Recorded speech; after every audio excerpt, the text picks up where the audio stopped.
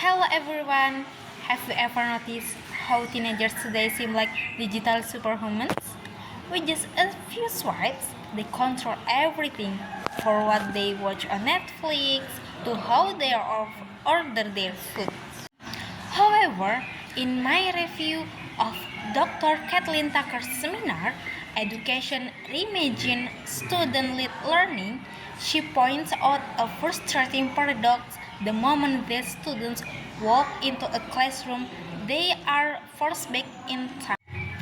They go from being active directors of their lives to passive recipients sitting at rigid desks for 7 hours a day. Today, I want to retell the key insight from the seminar and discuss how we can renovate this outdated system.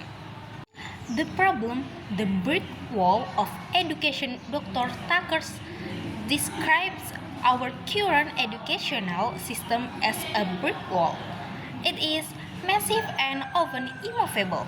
She argues that this structure is failing to adapt to internal threats, like the incredible diversity of student needs and external threats, such as the rapid rise of AI and global pandemics. The result? Nearly three-quarters of high school students report feeling bored, stressed, or tired. And it's not just the students. Teachers are working harder than ever, but aren't seeing better outcomes. Dr. Tucker's central argument is that we don't need to demolish the building. We need a classroom by classroom renovation. The solution teaming up with tech and the architect metaphor. So, how do we renovate?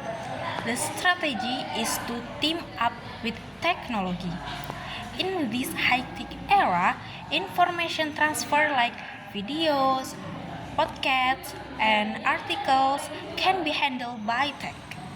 This frees us, the teachers, to do what only humans can do: listen, empathize, and build relationships. This leads to a powerful academic metaphor.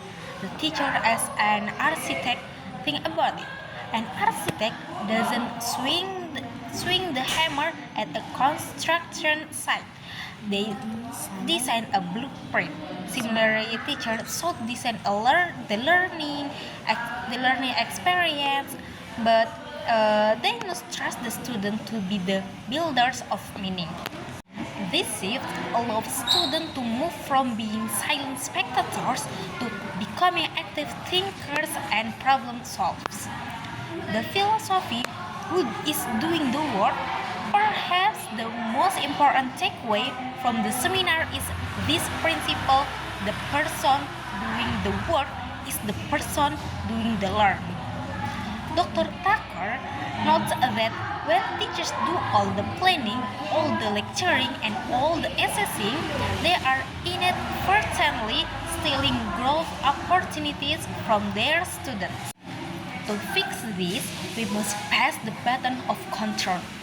Just as she taught her own children to cook by letting them take charge of a meal service, we must allow students to set their own goals and monitor their own progress.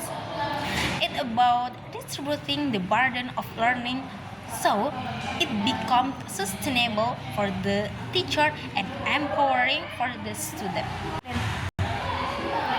Conclusion: turning problems into opportunities to warm up this transformation requires support from school leaders to loosen what Dr. Tucker called the educational corset. Those tight rules around grading and content coverage that stifle creativity.